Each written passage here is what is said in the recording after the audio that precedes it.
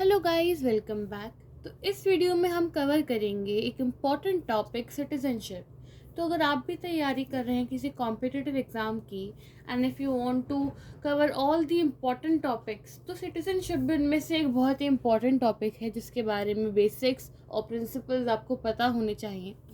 तो पहले जान लेते हैं कि सिटीजनशिप होती क्या है इसका मतलब। So, it is a natural right that every country's citizens have, containing specific civil and political rights granted by the Constitution.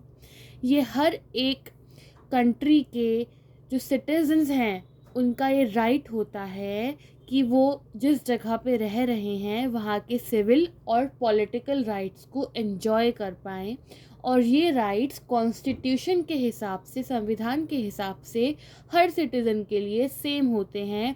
There is no discrimination between any citizens of a country.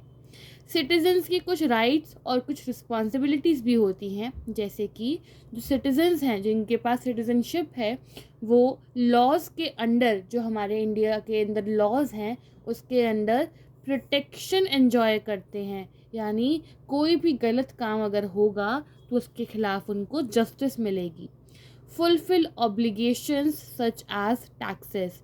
अगर आप India के एक citizen हो तो आपको भी tax पे करना पड़ेगा अपनी इनकम पे। You have to pay the share to the government in form of taxes. Take part in socio political life. Social और पॉलिटिकल लाइफ में आपको अपना कंट्रीब्यूशन देना पड़ेगा, साथ ही साथ आपको वोट देना पड़ेगा आपको अपनी गवर्नमेंट को चुनने के लिए। Obeying the legal framework. जो भी लॉज, जो भी आपका लीगल फ्रेमवर्क है उसको फॉलो करना पड़ेगा। जैसे कि आप ये मान लीजिए कि आपको ट्रैफिक रूल्स नहीं तोड़ने हैं, या आपको कोई भी एजुकेशन के रूल नहीं तोड़ने हैं। तो ऐसे बहुत सारे लीगल फ्रेमवर्क के अंदर जो रूल्स आते हैं उसको आपको ओबे करना पड़ेगा, उसकी इज्जत करनी पड़ेगी। Next is principles of citizenship. कुछ प्रिंसिपल सिटीजनशिप के, जैसे कि फर्स्ट है जस्ट सोली। ये है राइट ऑफ द सॉइल, यानी कि अगर आप किसी कंट्री के अंदर आपका बर्थ हुआ है तो आपको वहाँ की सिटीजनशिप ऑटोमेटिकली मिल गई है। It means jus soli, right of the soil. Next is jus sanguinis. This is right of blood. अगर आपका कोई भी एक पेरेंट या दोनों पेरेंट किसी जगह के सिटीजन्स हैं ऑलरेडी, और आप बाई चांस आपका जो बर्थ है वो अब्रॉड में हुआ है, तो आपको आपके पेरेंट्स की कंट्री में सिटीजनशिप ग्रांट की जाएगी। Next is naturalisation. कोई फॉरेनर यहाँ पे आके कुछ स्पेसिफिक टाइम से ज़्यादा यहाँ गुजार के लीगल प्रोसेस के अंडर यहाँ की सिटीजनशिप ले सकता है, सिटीजनशिप उनको मिल सकती है following some terms and conditions. Next is marriage. अगर आप किसी कंट्री के सिटीज़न से मैरी कर लेते हो, तो अगर आप उनके स्पाउस हो तो आपको भी वहाँ उस आपके स्पाउस की कंट्री की सिटीजनशिप मिल जाएगी। Next is incorporation of territory. कोई टेरिटरी समझिए जो पहले इंडिया का हिस्सा थी या पहले कहीं और का हिस्सा थी, अगर वो कहीं और मर्ज हो जाती है तो वहाँ के लोगों को भी सिटीजनशिप दी जाती है। मूविंग फॉरवर्ड, आगे हम पढ़ जाते हैं।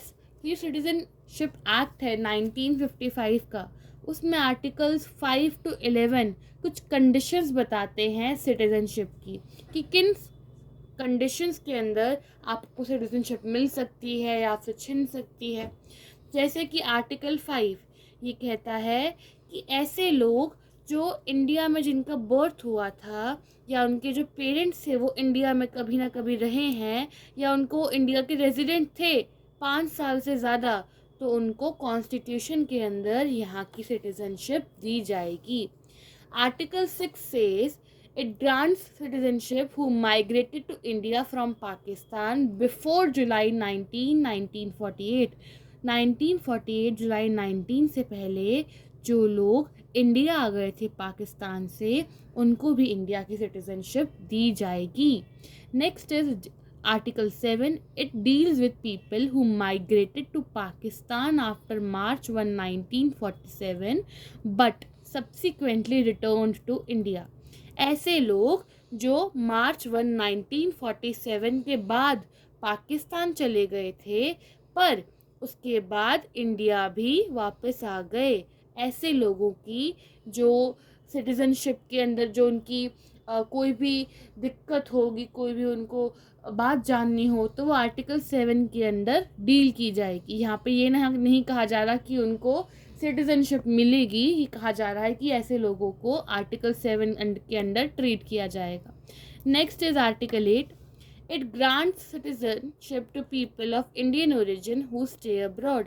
ऐसे लोग जो किसी कारण से, यानी कि जॉब से या फिर पढ़ाई की वजह से अब्रॉड रहते हैं, पर originally they are born in India और they are raised in India, तो ऐसे लोग इंडियन सिटीजन्स ही रहेंगे, उनको इंडिया की सिटीजनशिप मिलेगी। Next is article number 9.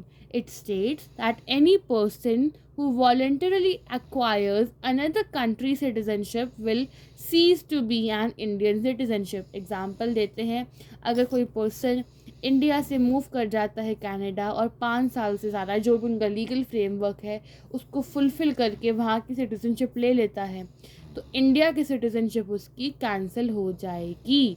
ये कहता है आर्टिकल नंबर 9। आर्टिकल 10 कहता है ensures continuation deemed to be citizens of India. ऐसे लोगों को सिटीजनशिप मिलेगी जो डीम्ड टू बी सिटीजन्स हैं, जो माने जाते हैं कि वो इंडिया के सिटीजन्स हैं। Empower article 11 says empowers parliament to make laws for acquisition and termination of citizenship. Article 11 कहता है कि पार्लियामेंट के पास ये राइट है कि पार्लियामेंट चाहे तो किसी अपने लॉ बना के किसी इंसान के लिए उसको सिटीजनशिप दिलवाने के लिए या उसकी सिटीजनशिप टर्मिनेट करने के लिए लॉज बना सकता है।